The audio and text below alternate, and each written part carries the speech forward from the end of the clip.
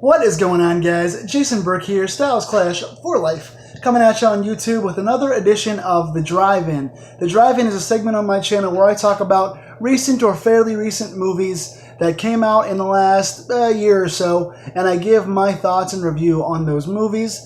Today, I want to discuss another Shudder film. You guys know that I did the Joe Bob Briggs 26-hour film marathon. I got the Shudder free trial. I also reviewed the Shudder exclusive film Better Watch Out in my last video, so if you guys have not seen that yet, go back and check out my review of Better Watch Out on my channel, and subscribe to other past film reviews, present ones, football, wrestling, horror movies, personal art, movies of my own that I've made, my own intro trailer from my company, Nostalgic Nightmare Productions, which I do horror books and horror movies.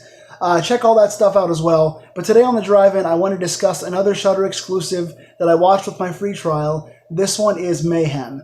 And this video is not sponsored by Shudder or anything, so there's no reason to have irons in the fire. There's no bias or anything here. This is totally unbiased, not sponsored by anybody.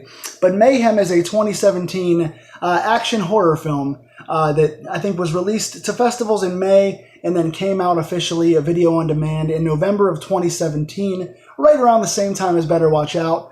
This one had a lot of reviews, a lot of positive feedback. Everyone told me to go check this out, so I did. And here on the Drive-In, I want to tell you that I am quite a fan of this movie. I really enjoyed this too. This was directed by Joe Lynch, who's done several things, but is best known for directing Wrong Turn 2. Best or worst known for directing Wrong Turn 2, depending on what you feel about that. This was written by Matthias Caruso. I hope I didn't butcher your name, Mr. Caruso.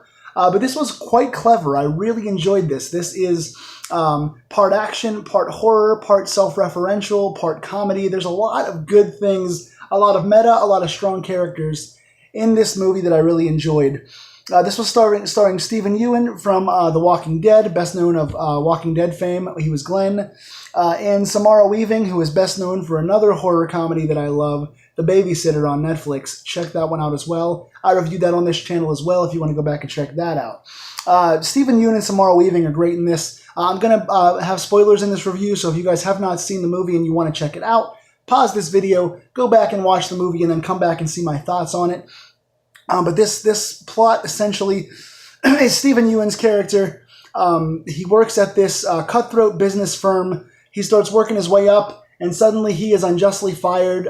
We go through and see a bunch of very cutthroat, very mean, bitchy boss characters in this firm, and he gets unjustly fired by somebody who sets him up after doing so well at his job. People are trying to take each other's spots, and he gets unjustly fired. So suddenly, after all this time working his way up the firm, we see him dejected, angry for being unfairly canned. And Samara Weaving plays a character who comes in despondent. She needs more time on a loan to pay for her house, and the bank has decided to unjustly take her house. And Stephen Ewan's character at first decides that he can't help her even though he wants to. So there's a lot of things I like about this movie. There's the characters. One of the things I connect most with in movies is seeing the journey of a character, seeing where they start, what they go through, and how much stronger and bigger and better they get from what they've gone through. Seeing them go through peaks and valleys and get somewhere entirely different and further in life from what the movie has put them through. And this is really strong in both Stephen Ewan and Samara Weaving. This is an excellent character display. Stephen Ewan starts off as this lowly kind of meager guy. Then he tries to battle with his morality. Is he going to be a cutthroat banker? Is he going to be helpful to people? And then he goes through this. So the movie is about this, I think it's called the AD7 virus that these people attract. There's a virus in the air, and this building kind of goes post-apocalyptic. They catch this virus, and the virus infects you in the eye. It's called the eye virus, and it makes you, it takes away your inhibitions. It makes you angry, sexually charged, having no sort of scruples or any sort of care in the world about how you conduct yourself. So people that are normally kind are cutthroat. They're murdering people. They're having sex with each other. It's just an anarchy virus. That looks really cool in the eye effect, and it does really crazy things. So you're seeing, and again, I gotta say, Stephen Ewan's character coming from being meager to being a cutthroat politico, to having a moral compass in the end, but being a badass all the way through. He is so believable in this role. He does a great job with all the different levels of this character, and is one of the main reasons why I love this story. Samara Weaving is phenomenal. She stood out to me in The Babysitter. I loved her in that. She's even better in this, man. She is the definition of a empowered badass chick. She doesn't care about anything in this movie.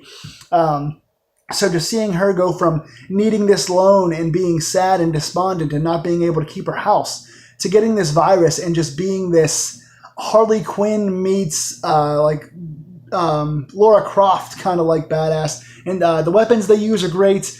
Basically, the idea is both Stephen Yeun and Samara Weaving want to avenge the bank mistreating them, and they go up floor by floor getting card keys and to go and to meet the final boss and to get their revenge on this company since they have this virus.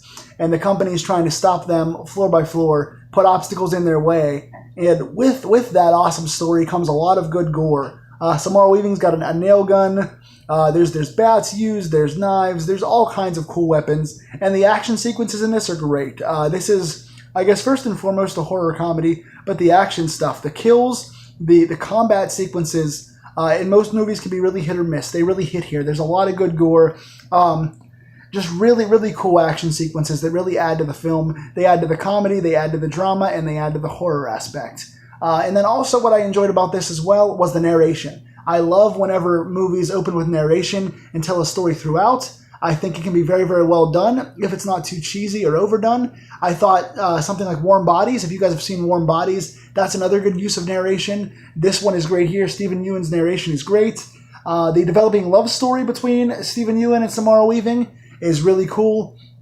Again, true to the characters, play nice levels, starting off not liking each other, then kind of becoming bonded out of convenience, and then becoming romantically linked toward the end. And there's also a moral compass at the end of this movie. There's a little bit of heart there too. On top of the horror and the drama and the comedy and the action, you have a little bit of heart as well. It ends with a lesson. Stephen Yeun eventually, spoilers again, Stephen Yeun kills the boss, tosses him over a balcony, doing something they never thought he would do. Again, characters accomplishing their journey, coming through a lot and becoming a lot bolder and bigger than they were before.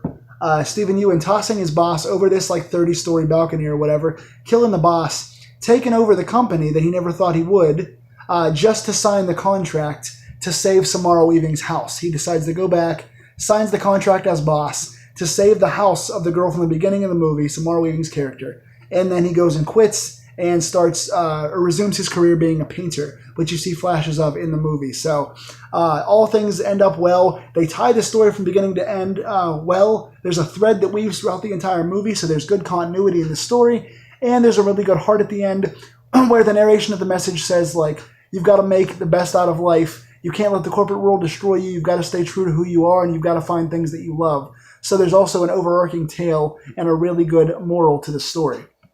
So again, the storytelling, the gore, the comedy is good, the narration's good, the acting is very powerful. This thing is very diverse, and I would recommend this to anybody that wants to check it out.